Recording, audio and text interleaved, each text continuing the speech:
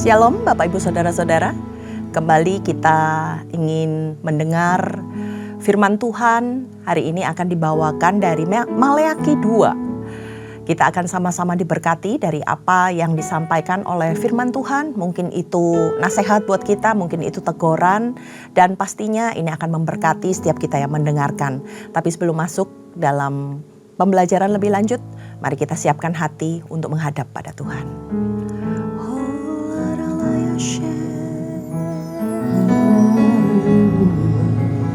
Terima kasih Tuhan. Terima kasih. Bersyukur setiap kami.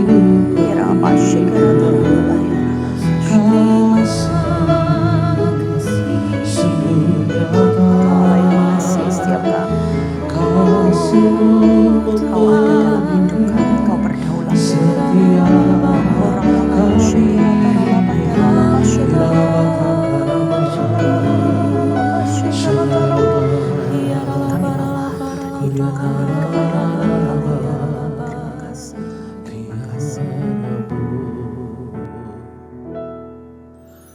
Seperti wanita mengurapimu, menangis di bawah kakimu,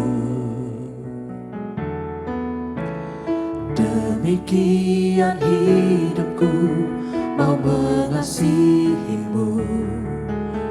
Yesus, Engkau baik bagiku. Seperti wanita mengurapimu, menangis di bawah kakimu, demikian hidupku mau mengasihimu. Yesus, Engkau baik bagiku.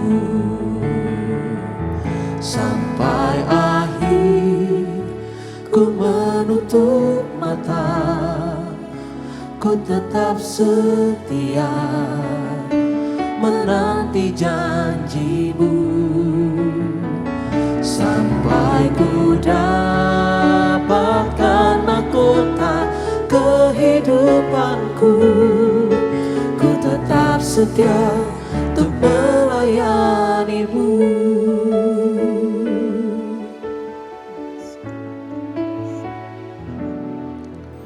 Seperti wanita mengurapimu, menangis di bawah kakimu, demikian hidupku mau mengasihimu. Yesus, Engkau baik bagiku.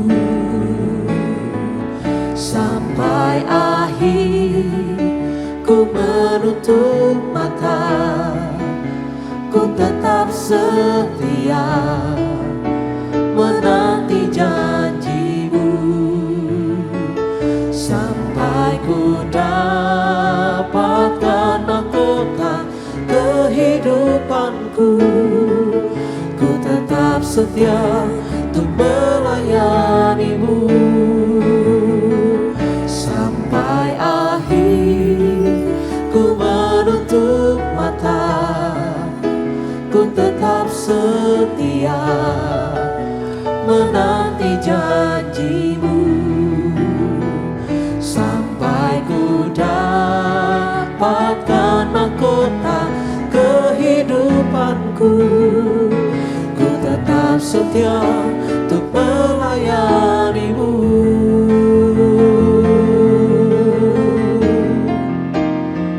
Sampai akhir ku menutup mata, ku tetap setia menanti janjimu. Sampai ku dapatkan mahkota kehidupanku, ku tetap setia untuk melayanimu.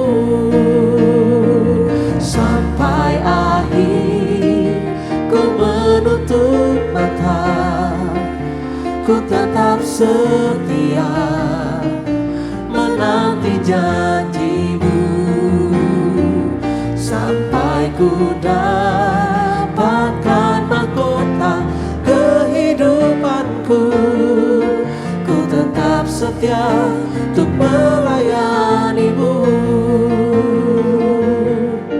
Ku tetap setia untuk melayani-Mu. Ku tetap setia untuk melayani-Mu.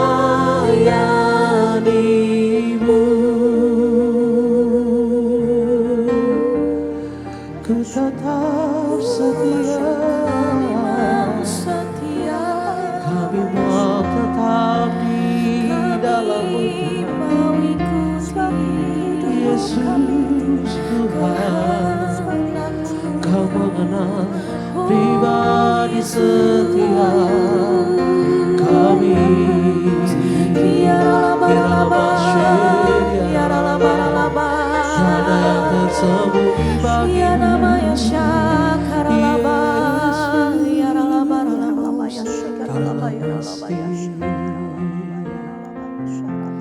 telah kulihat kebaikan-Mu yang tak pernah habis di hidupku. Ku berjuang sampai akhirnya Kau dapati aku tetap setia. Telah kulihat kebaikan-Mu yang tak pernah habis di hidupku.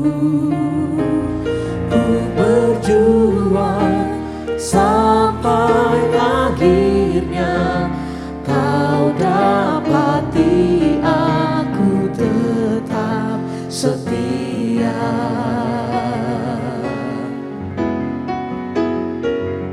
Selidiki aku, lihat hatiku, apakah ku sungguh mengasihi-Mu Yesus. Kau yang Maha tahu dan menilai hidupku, tak ada yang tersembunyi bagi-Mu. Selidiki aku, lihat hatiku, apakah ku sungguh mengasihi-Mu Yesus. Kau yang Maha tahu dan menilai hidupku, tak ada yang tersembunyi bagi-Mu. Telah kulihat kebaikan-Mu yang tak pernah habis di hidupku. Ku berjuang sampai akhirnya Kau dapati aku tetap setia. Telah kulihat kebaikan-Mu yang tak pernah habis di hidupku. Ku berjuang sampai akhirnya Kau dapati aku tetap setia. Telah kulihat kebaikan-Mu yang tak pernah habis di hidupku. Ku berjuang sampai akhirnya Kau dapati aku tetap setia.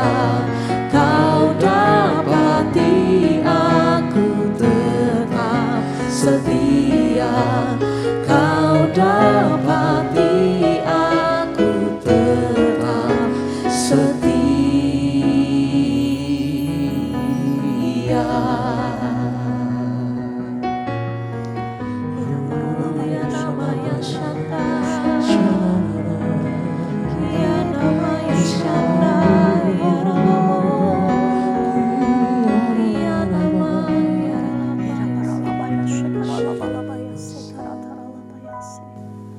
Ini hidup kami ya Bapa. Kami percayakan seluruh kehidupan kami ini di dalam tangan-Mu. Dan yang menjadi keinginan dan janji kami hari ini, biar Kau dapati ya Tuhan. Setiap kami yang ada di tempat ini bisa mengiring Engkau di sepanjang hidup kami. Kami senantiasa setia kepada Allah kami. Kami senantiasa taat dan setia menyembah Engkau sebagai Tuhan dan Juru Selamat kami. Dan Kau dapati ya Tuhan, kami setia di dalam setiap pekerjaan, pelayanan, maupun segala sesuatu yang Kau percayakan kepada kami, biar kami setia di dalam menjalankannya ya Bapa. Dan melalui itu semua kami hanya ingin meninggikan dan mempermuliakan nama-Mu di dalam hidup kami. Berbicaralah ya Tuhan, jika ada sesuatu yang salah dalam hidup kami, kiranya pada saat kami mendengar, kami belajar, kami mendapat sebuah rema yang dapat mengubahkan, yang dapat memperkuat dan memperkokoh hidup kami. Kami serahkan waktu ini hanya di dalam nama Tuhan Yesus. Amin. Baik saudara-saudara, kita masuk di dalam Maleaki yang kedua. Ada 2 perikop yang nanti akan kita sama-sama pelajari saudara-saudara. Nah, di Maleaki 2 ini ada sebuah peringatan dari Tuhan yang ditujukan kepada para imam saudara-saudara. Imam yang bertugas pada masa itu, dan kemudian ada peringatan-peringatan yang Tuhan nyatakan bagaimana Tuhan memandang sebuah perbuatan keji ketika orang-orang yang ada di bangsa Israel itu menikahi perempuan asing dan menceraikan istri pada masa muda mereka. Nah, di sini kita akan sama-sama mempelajari apa-apa saja yang Tuhan ingatkan untuk kita yang pastinya relate saudara-saudara dengan keadaan hari-hari ini. Nah, dimanapun posisi kita, jabatan kita, entah itu di dalam pelayanan kita, entah itu di dalam keluarga kita, mari kita bisa sama-sama diberkati melalui ayat demi ayat yang akan kita baca. Di ayat yang pertama tentang teguran Tuhan terhadap para imam, kita baca, sekarang untukmulah perintah ini, hai para imam. Jika kamu tidak mendengarkan atau memberi perhatian untuk menghormati namaku, firman Tuhan semesta alam, aku akan mengirim kutuk kepadamu dan akan membuat berkat-berkatmu menjadi kutuk. Sungguh aku mengutuknya sebab kamu tidak memberi perhatian. Saudara-saudara, hari itu Tuhan sedang memperingatkan para imam, orang-orang yang sengaja dikhususkan oleh Tuhan untuk mempertemukan antara umat Tuhan dengan Allah. Tuhan memerintahkan para imam itu, mereka sendiri harus menghormati nama Tuhan.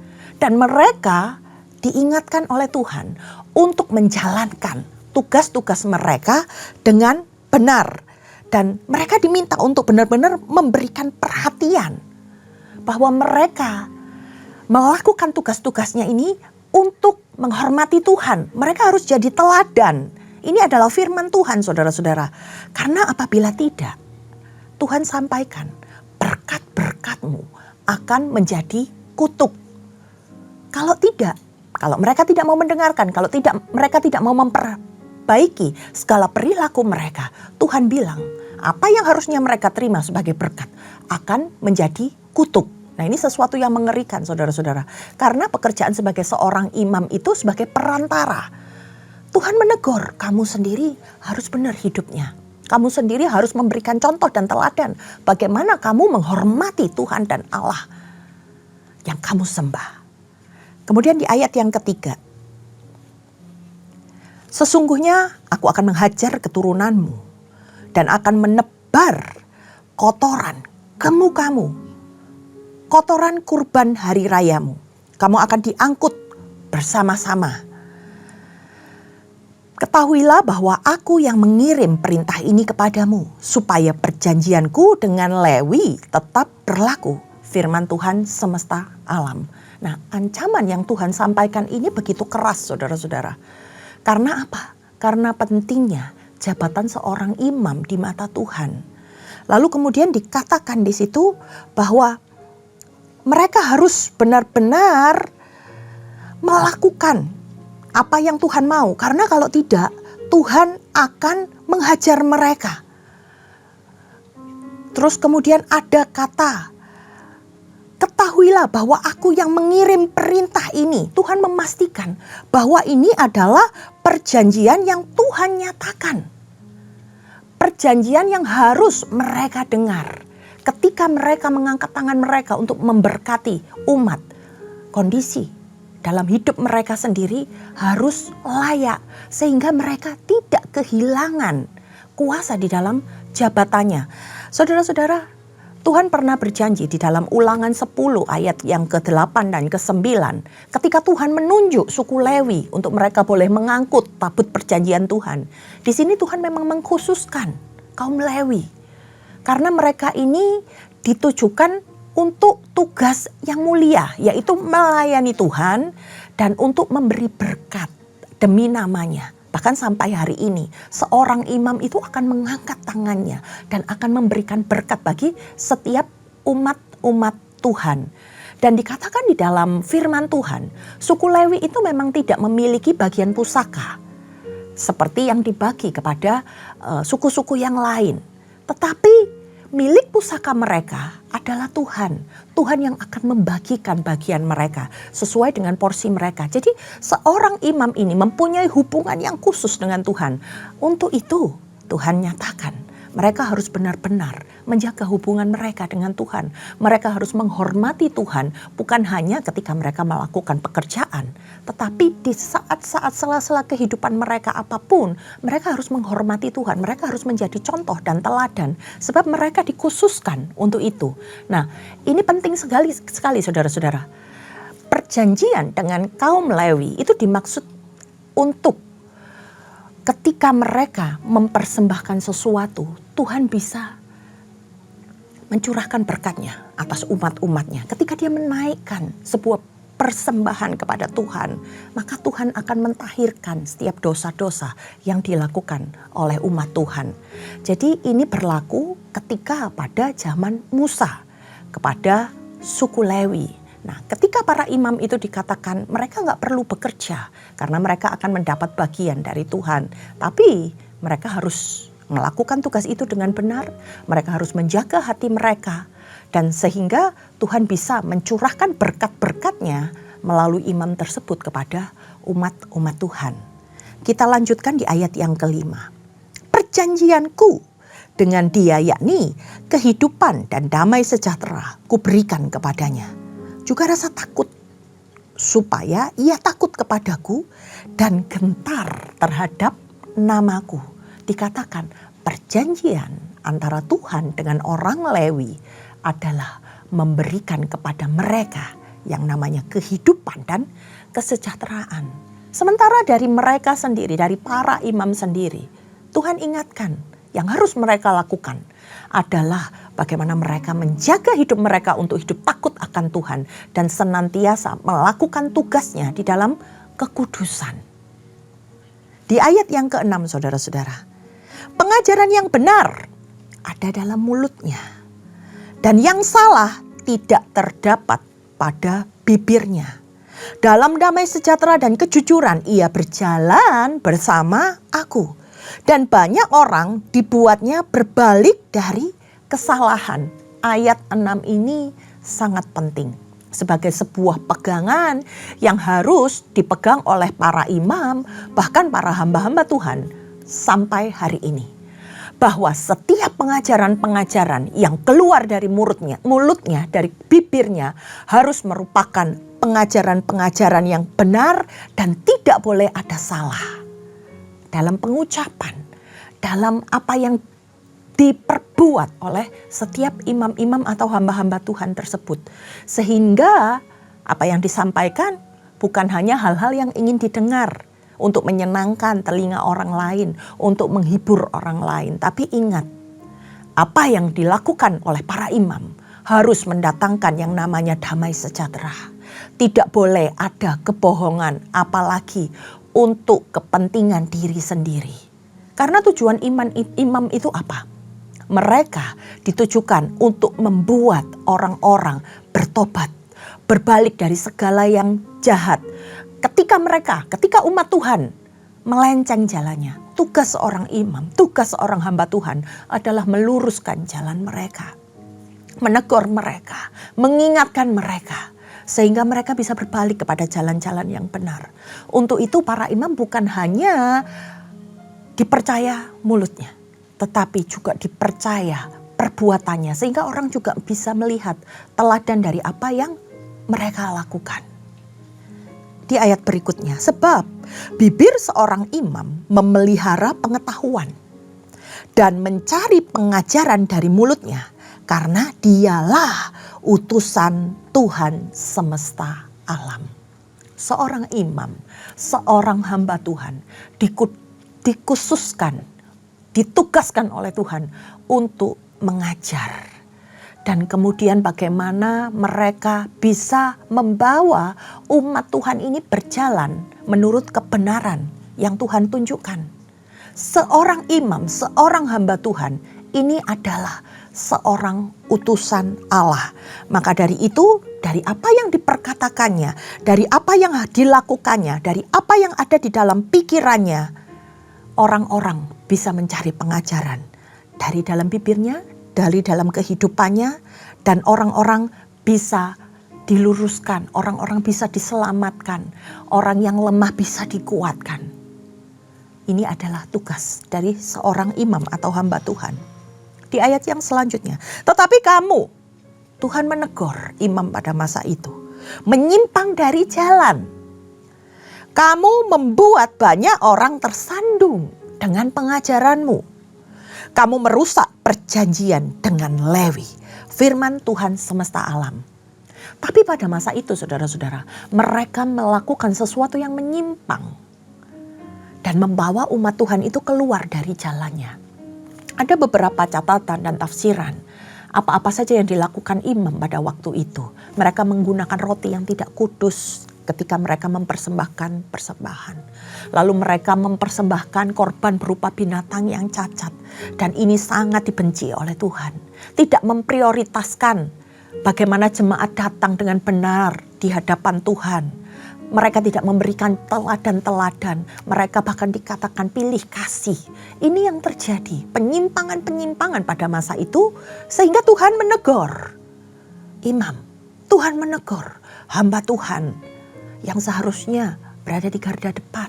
Tapi hari itu mereka tidak melakukan tugasnya tepat seperti apa yang Tuhan mau. Di ayat yang ke-9 saudara-saudara.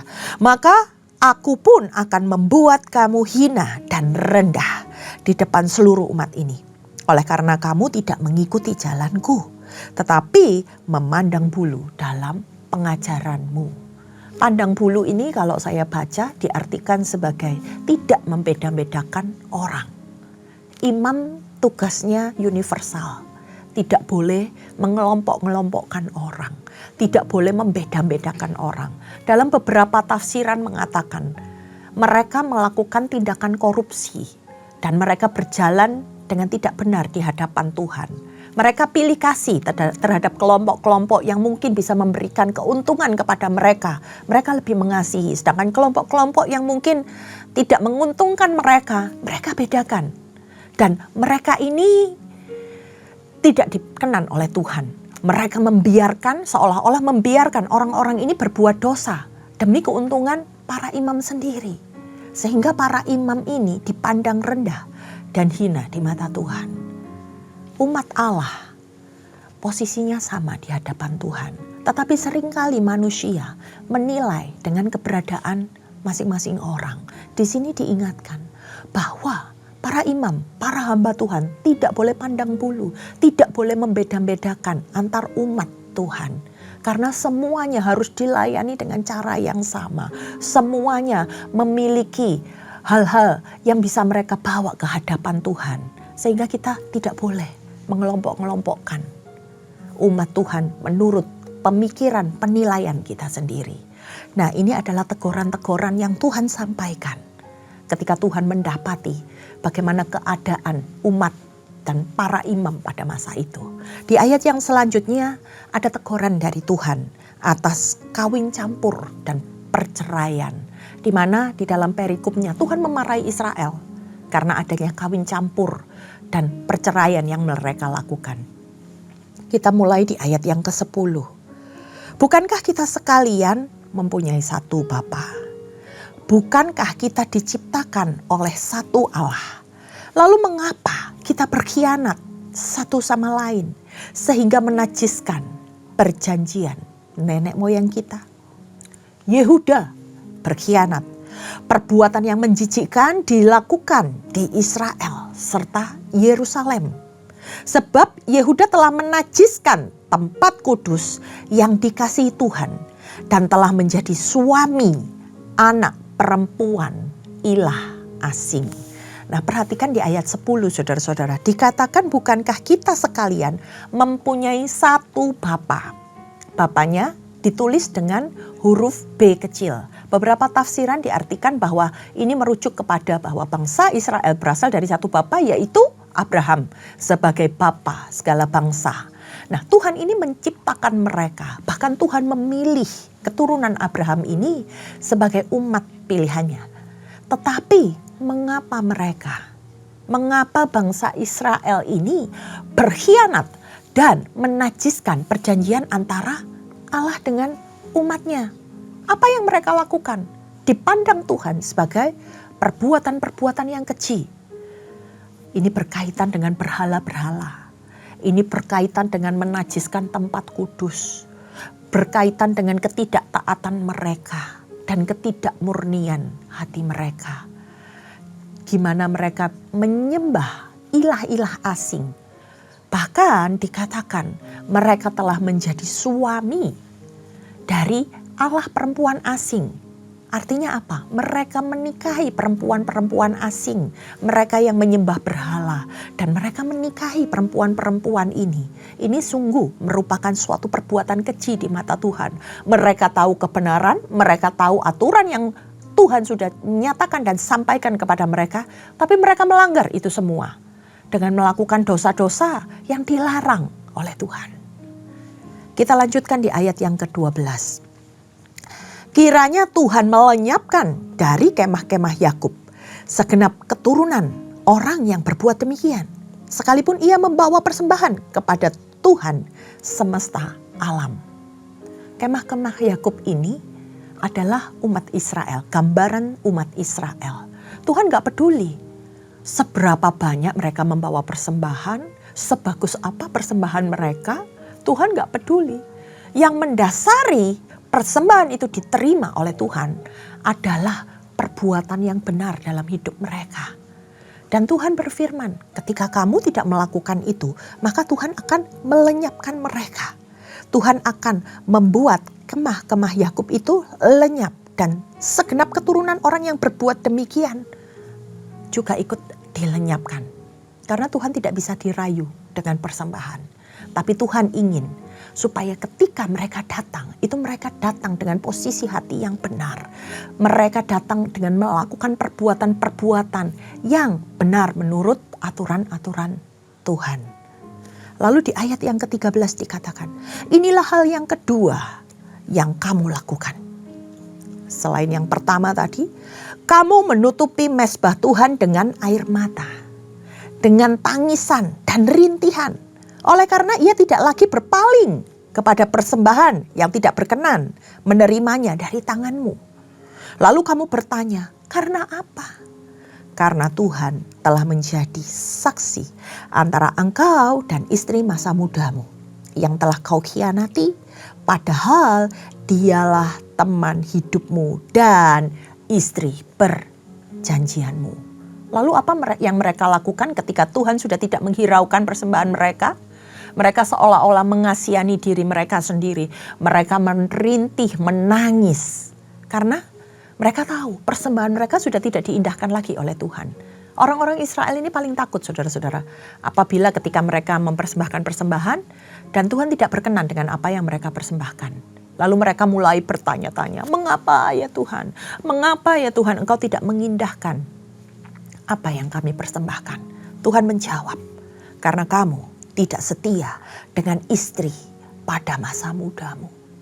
Istri itu adalah teman sekutu yang Tuhan anugerahkan dalam sebuah perjanjian yang dikuduskan oleh Tuhan, supaya mereka bisa hidup bersama-sama, saling mengiring, menyelesaikan perjalanan hidup di dalam Tuhan. Tapi dikatakan mereka tidak setia kepada istri masa muda mereka. Mereka berpaling kepada wanita-wanita lain, wanita-wanita yang memuja ilah-ilah asing. Di sini merupakan sebuah kedukaan bagi Tuhan.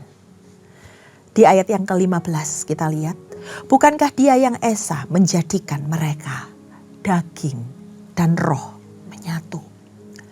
Apakah yang dikehendaki yang esa itu? Keturunan umat Allah atau keturunan ilahi. Jadi jagalah dirimu, janganlah seorang pun berkhianat terhadap istri masa mudanya. Sebab aku membenci perceraian, firman Tuhan, Allah Israel, dan juga orang yang berselubungkan kekerasan, firman Tuhan semesta alam. Jagalah dirimu dan jangan berkhianat. Saudara-saudara, Tuhan mengokohkan sebuah pernikahan, menaungi sebuah pernikahan melalui perjanjian. Tuhan yang membuat sepasang suami istri itu menjadi satu di dalam ikatan roh dan daging.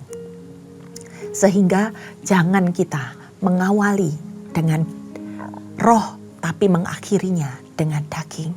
Tetapi bagaimana mereka diikat dalam satu roh dan daging, supaya mereka ini bisa menjadi teladan. Teladan bagi siapa? Bagi keturunan yang Tuhan taruh di dalam kehidupan setiap pasangan suami istri. Supaya anak-anak ini bisa menjadi keturunan ilahi.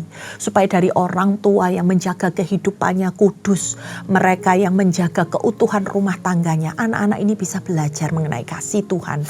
Anak-anak ini bisa dipelihara dengan benar.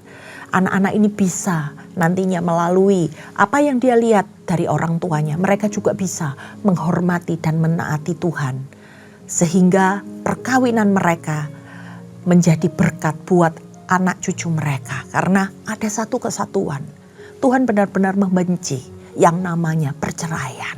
Karena Tuhan sudah mempersatukan antara dua orang menjadi satu. Sehingga berada di dalam ikatan roh dan daging. Nah, Tuhan mengingatkan saudara-saudara tentang perceraian dan pengkhianatan.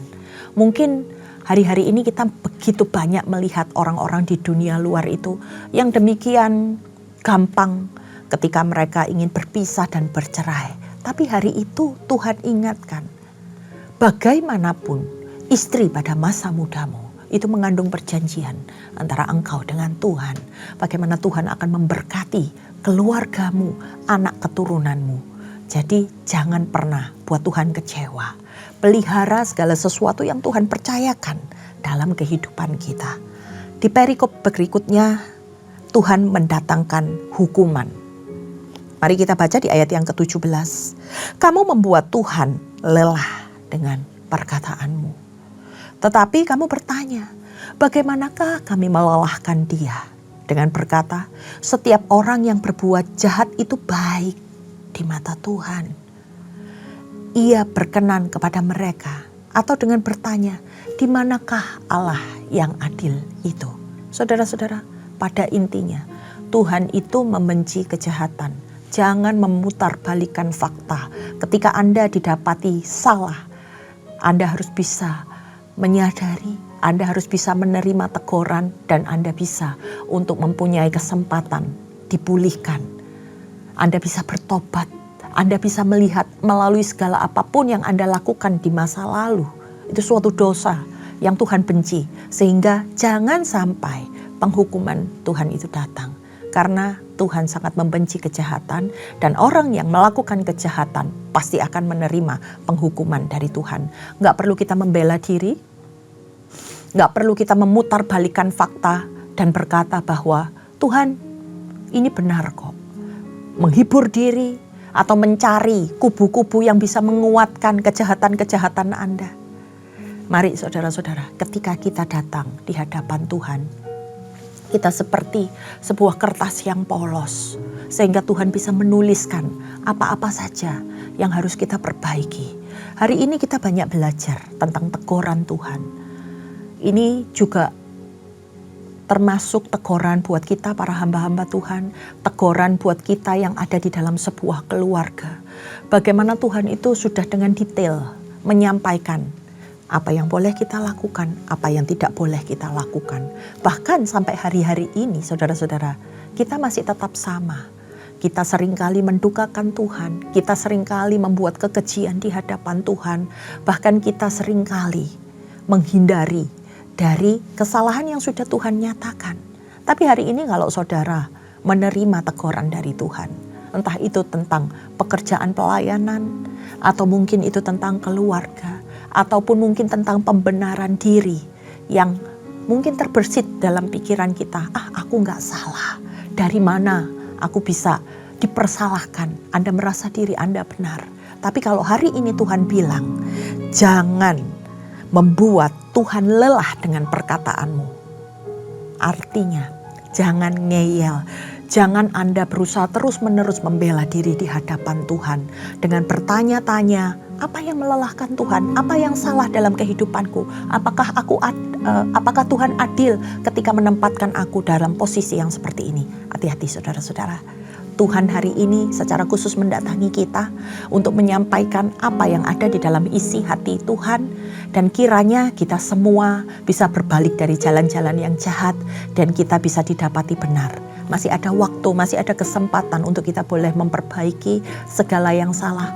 Datang ke hadapan Tuhan, minta ampun dan berubahlah sesuai dengan apa yang Tuhan taruh di dalam hati kita. Demikian yang bisa saya sampaikan dari Maleakhi 2, dan kiranya kita semua bisa sama-sama menjadi umat Tuhan yang layak dan kita sama-sama berkenan di hadapan Tuhan. Mari kita tundukkan kepala, kita mau datang ke hadapan Tuhan. Terima kasih Tuhan, kalau hari ini kami boleh mendengar segala sesuatu yang mungkin menegur kami, menguatkan setiap kami. Dan melalui firman-Mu ini pelita bagi hidup kami. Kemana kaki kami melangkah, Engkau yang menerangi Tuhan. Dan ketika Kau sorot kami, ketika Kau dapati ada sesuatu yang salah dalam hidup kami mau bertobat, kami mau berbalik ke jalan yang benar. Karena hidup kami ini milik Tuhan, dan kami mau taat dan setia mengiring Tuhan sampai akhir hidup kami. Terima kasih ya Tuhan, Roh Kudus Engkau yang memampukan kami, Engkau yang senantiasa mengingatkan kami, dan biar di dalam kehidupan kami ini mengalir. Bagaimana kami bisa mempermuliakan nama Tuhan, mengalir aliran-aliran yang baru yang bisa menjadi berkat ya Tuhan dalam keluarga kami, dalam pelayanan kami, dan dimanapun kami berada. Kami serahkan seluruhnya ya Bapa, hanya di dalam nama Tuhan Yesus Kristus. Haleluya. Amin. Terima kasih saudara-saudara sudah mengikuti Bible Study hari ini, dan Tuhan Yesus memberkati. Amin.